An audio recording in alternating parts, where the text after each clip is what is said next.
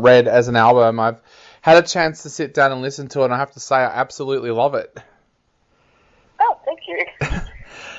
So I was wondering if you could start off by telling us a little bit about what you were going into this album planning to do. Like, was there something that you guys really wanted to achieve with this album? No, not really. I mean, we just wanted to make a kick-ass album, and we're to sort of follow along with how things have always gone with DEVILSKIN, and that is to just not have all the songs sounding the same. Like, we've got our heavier songs, we've got our ballads, and we've got emotional songs, and that's kind of our formula, is to mix it up a bit, and I think we succeeded once again with Red. So yeah. Yeah, definitely. I was gonna say that. They're like, some of the tracks even have kind of like a bluesy guitar sound come in there. How do you guys go about doing the writing process of the album? Because all of the tracks do sound so different. Is there a set way that you go about the writing process of these tracks? Well, the last few years, well, pretty much since Be Like the River, we've been working on this album, and so I've come up with quite a lot of songs, but we've also had older songs that we sort of didn't make Be Like the River, or we'd forgotten about and then rewritten.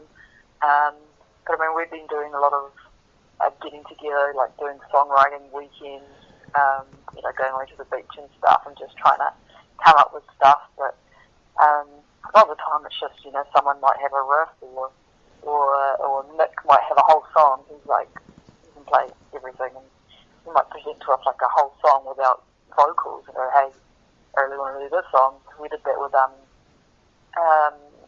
Bright Lights, actually. So it's always different, and I've always got lyrics, and Paul's always got lyrics, so we sort of share that. But it's not always the same. It's not always just now comes up with a riff, and then we go from there. It's always a different approach every time. So yeah, it keeps it interesting. Yeah, and lyrically, what was inspiring you? Because one of the things that really hit me with this album was there was some really thought-provoking lyrics on there. So what was kind of inspiring you when you were writing the lyrics? Was it just life in general? Yeah, I think so. There's a lot of life in general songs. I mean, The Victor was written after us as a band. We were coming back from a writing weekend, and we were sort of in the middle of nowhere, and we came across a car crash that had just happened, and there were two kids lying on the road because they'd been thrown from the van, and we were helping them up before any of the appliances could get there, and that took a toll on everyone. Like, everyone got affected by that and the scene, and of course made for good writing, and also like Endo, that was written after my endometriosis, which I didn't know I had until it was like an 11 centimetre mass on my ovary. So that was pretty much written just from like the surgery and stuff. So yeah, some weird life things, but yeah. Yeah. So do you find writing about those kinds of things as a great outlet to kind of let them out? And what does that feel like then when you take something so personal and show it to the rest of the band? Because it's almost like getting them to read your diary. Yeah. No, I feel pretty good, like sometimes I'll just put lyrics to a song, but I won't tell them what it is, or they'll kind of like figure out, they go, what are you saying there? And I'll be like, oh, blah, blah, blah. And they're like, what does that mean? And I'll tell them, and they're like, oh, okay, whoa. But, yeah, no, it's great. It's like, everyone's supportive, and like another song we've got is actually Sweet Release. Was I had come up with some lyrics for it, but not a lot, just mainly the line, Life's Emotion, Sweet Release. It was kind of like obviously a sad song, and Paul came up with the rest of the lyrics, which was about this guy here in Hamilton, Mickey Stevens, who was under mental health care at Waikato Hospital, and he was let out for a unsupervised smoke break, and he pretty much took off and killed himself. So, and his parents have sort of been trying to get an apology from the mental health facility for the last 5 years. Yeah. Because, you know, it shouldn't have happened. Yeah, exactly. One of the other things that really hits me with this album too are your vocals. I was lucky enough to see you play live in Melbourne. I think it was last year or the year before, and your vocals on that night were brilliant as well. I was wondering if you could tell us a little bit about your background as a singer. Where did you learn to sing the way that you sing? Because you've got such an amazing vocal range. Thanks. I didn't learn to sing. It just kind of came naturally, I guess. My dad was into a lot of, well, he's still into a lot of metal, like, you know, 70s, 80s metal. So I grew up listening to Dio and Judas Priest and all the vocalists that are really, really high and lots of power. And I don't know, I got to high school and I sort of joined a vocals group to get out of classes and hang with my friends. And one of the music teachers sort of took a liking to me, and yeah, pretty much started from there. But she would just, you know, enter me into competitions and stuff and make me come into the music room on Saturdays and stuff, which was all good for me because it was up the road from my house, and take me through just vocal exercises and stuff. But yeah, I was never really taught how to sing. That just kind of happened. Yeah. Tracks like Do You See Birds, how excited are you about being able to head out there and play that live? Because that sounds like the kind of track that is going to sound great live, and even Everybody's High But Me. I can see that being a track that everyone's going to sing along to live. So how excited are you about heading out and doing these new tracks live? Oh, I'm pretty excited. Like, Do You See Birds, to me, like, when we recorded it, I said, you know, this has to be the first song on the album. Because it's such a good, you know, it's just a ripping track. And we had only just started playing it live, and obviously a lot of our gigs have been postponed at the moment due to coronavirus, and we're all stuck at home. But we've been playing Everybody's High But Me for the last 2 years, I think, and even though a lot of people don't really know what the song is, because it's on the new album, it still gets people hyped up, because it's just a cool song. Yeah. You can go a little bit crazy. You just... So, yeah, once it's all out. Yeah. You just touched on something there that I was actually going to ask a little bit later on. How has the fact that we're all in lockdown at the moment affected the release of the album? Like, because you would normally be out there touring and promoting the album. How has it affected you, and what kind of things are you doing differently to promote the album this time around?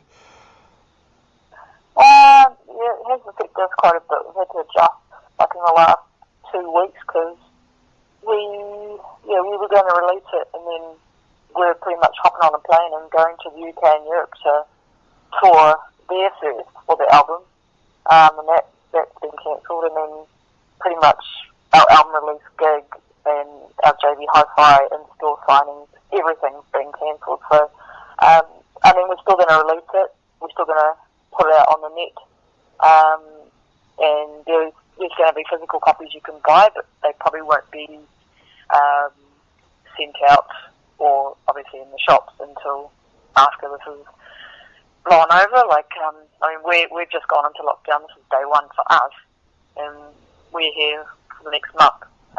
So hopefully, when we do get out, eventually we will be able to have those physical copies up. But everything's sort of internet based at the moment, and yeah, it's a little bit harder. Yeah. So we're trying to come up with ideas every day, and I mean, last week we had this idea that we were going to record a listening party for people before the album was released, and then we were going to record a show at the studio that we did the album, and, you know, put that on the internet. But yeah,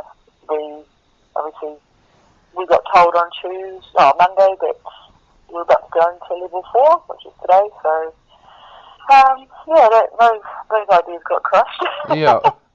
But A month. We're coming up with stuff every day, so. Yeah, but a month in lockdown, I have this theory that with musicians being locked down for a month at a time, there's going to be a lot of songwriting going on at the moment. In 12 months' time, we're going to have some brilliant albums out there. Is that something that you're thinking about doing a lot of writing while you're in lockdown?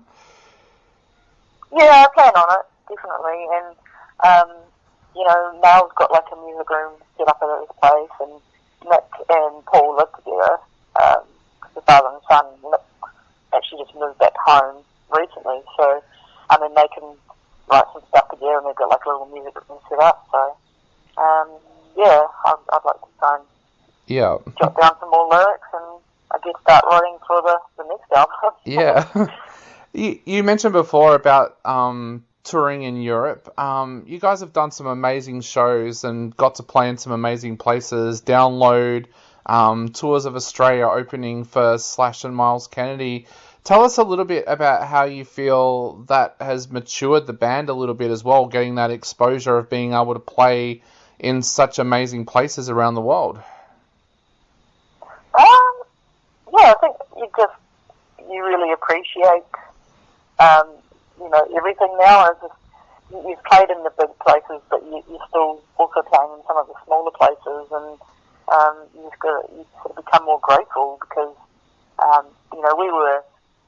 we were spoilt when we went on tour with Hailstorm, and we were playing these big venues in Europe. Like the first show we did was for 3,000 people, and and then we got back to the UK and we did a headline tour for ourselves, and we're still not that well known, but we're playing I think we played one show to like no shit, like 12 people.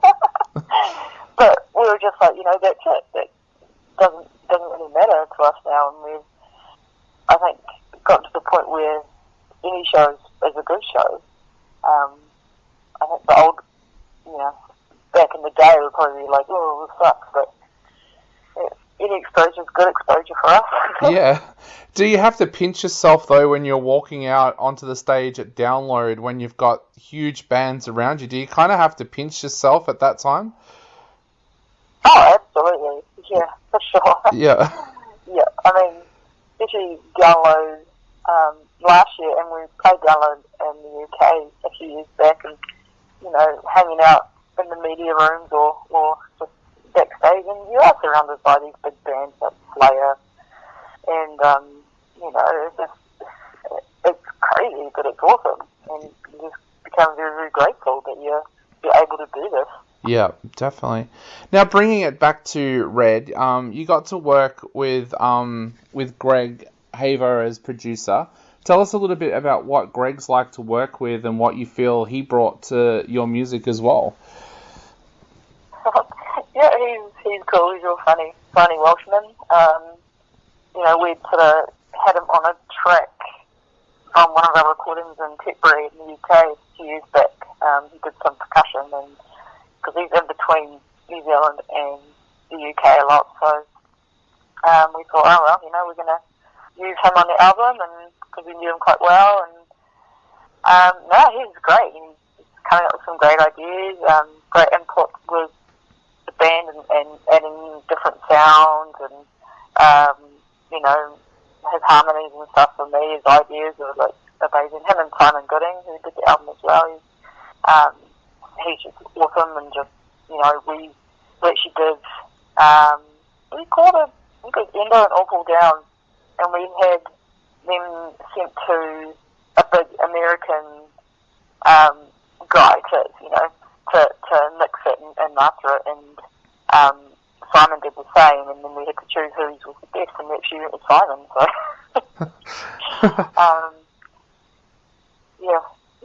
very cool. Two really cool people. Yeah. So I know we are fast running out of time, so I'd love to ask before I go, what have you guys got planned once lockdown is finished, and is there anything you would like to say to our Australian readers and listeners out there before they go out and grab a copy of Red? Sure. Well, plans are hopefully we'll be doing a New Zealand tour, and then possibly some Australian shows after that, and then we'll be back to the UK, Europe, end of the year. I think that's going to be now. So yeah, there's still a lot of touring to come, which is good.